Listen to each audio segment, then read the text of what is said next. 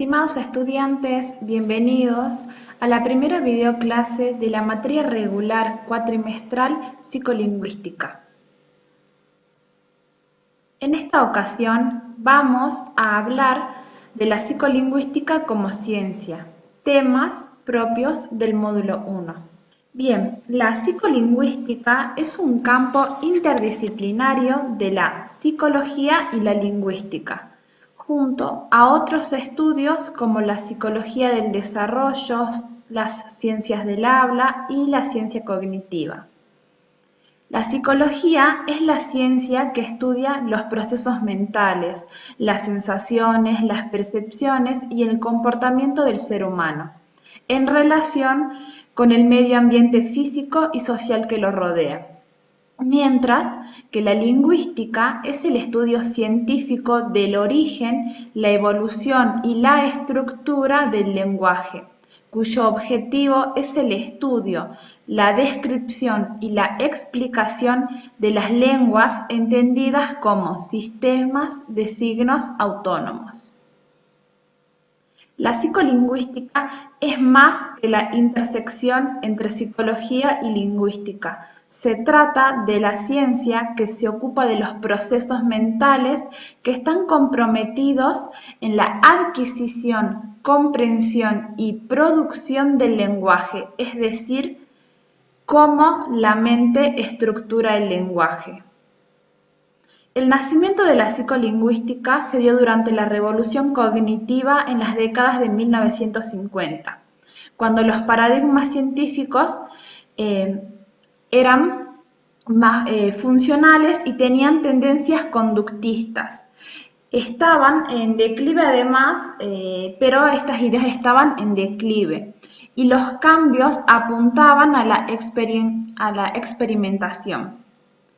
Es decir, la forma de comprobar las hipótesis para estudiar las relaciones entre mente y lenguaje fue recurrir a pruebas con sujetos con afecciones y condiciones especiales cerebrales vinculadas a la comunicación lingüística.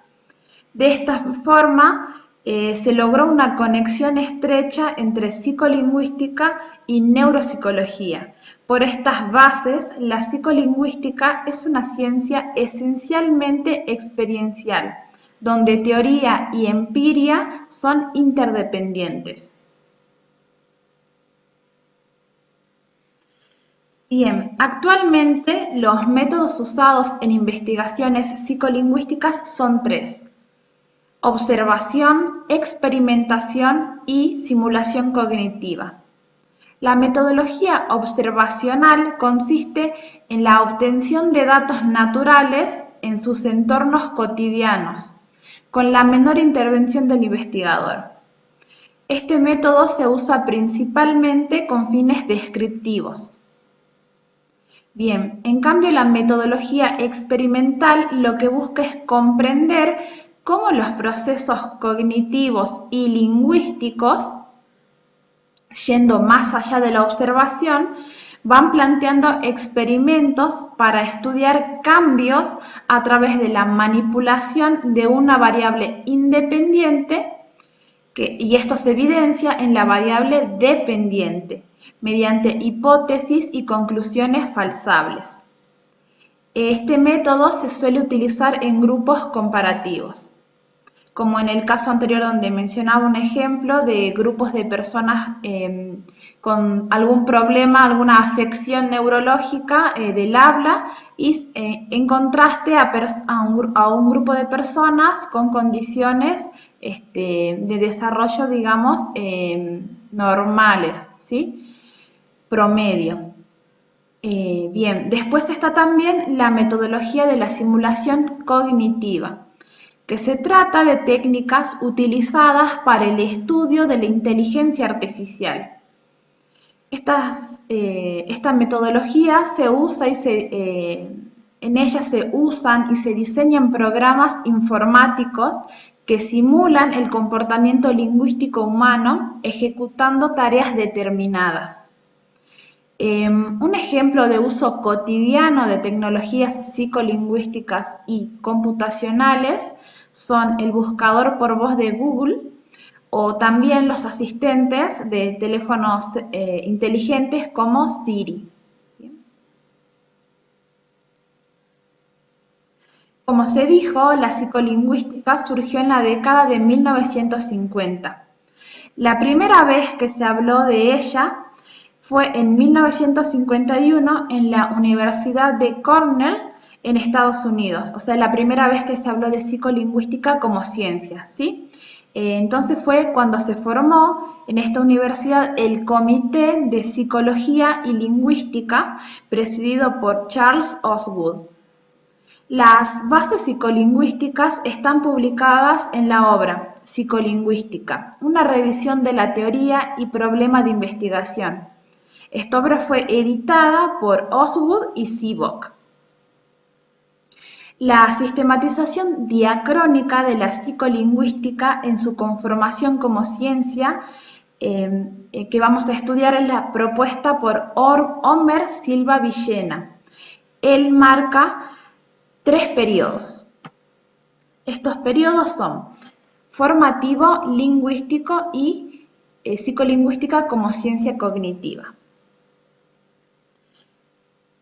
Bien, los aportes lingüísticos que se relevan son la consideración del lenguaje como un sistema de unidades que estructuran en el primer momento, ¿sí? En la psicolingüística en su periodo formativo decía que los aportes que se consideran por parte de la lingüística es la consideración del lenguaje como un sistema de unidades que estructuran la lengua en niveles, ¿sí? Y desde la psicología podemos encontrar los aportes conductistas. Estos priorizan la observación y lo medible. Otro aspecto influyente en el periodo formativo fue la teoría de la información, ideada con modelos de la ingeniería de la comunicación. Por aquel entonces, la psicolingüística se definía como el estudio de los procesos de codificación y decodificación y de la forma en que se relaciona el estado de los mensajes con los estudios de quienes comunican. Entonces vemos aquí cómo toda esta terminología está fuertemente arraigada a justamente la teoría de la comunicación, al conductismo y también a la lengua como sistema.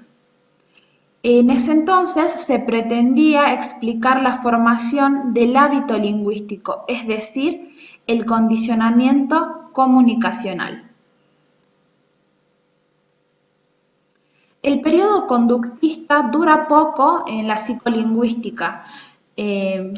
Primero, porque las ideas de Noam Chomsky tuvieron una amplia aceptación y no estaban en sintonía con el conductismo.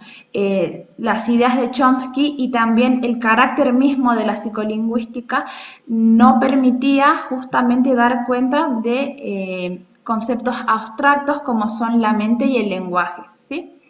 Así, en las décadas de 1960 y 1970 se postula la necesidad de un enfoque deductivo, en el que la lingüística como ciencia de la lengua, como ciencia del lenguaje, se torna más cognitiva, ¿sí? Las pujantes teorías del generativismo en lingüística y también en la filosofía del lenguaje, junto a los principios de la psicología cognitiva, devinieron en un nuevo paradigma psicolingüístico. Las premisas más relevantes son la competencia, ¿sí?, de los hablantes desde un punto de vista metacognitivo, puesto que competencia se entiende, o sea, el concepto de competencia quiere decir que se trata del conocimiento que tiene un hablante del sistema de reglas que estructuran su lengua. Además, se tiene en cuenta en este paradigma el desempeño o uso gramatical que hacen los hablantes en situaciones de su lengua, ¿sí? En situaciones sociales en las que usa la lengua. Estos conceptos se relacionan con el de gramática universal, o sea, los rasgos compartidos por todas las lenguas. Estos rasgos, esta identificación colabora con el entendimiento y la determinación de la naturaleza del lenguaje.